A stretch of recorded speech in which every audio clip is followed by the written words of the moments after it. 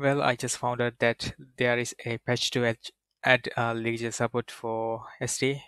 I couldn't wait a bit, so I just added it to my build, which you will find in this location. I'll put the link in the description if you want to check that out. And by the way, if you want to use Ligature support, you will have to install a font that support that. For example, Fira code. Personally, I'm using that. And if you're using something other than this, you will have to change it in the configuration. Come here and change the font to whatever you are using. And if you don't know how to build and install simple terminal, I have created a video on that. I'll put this link in the description too.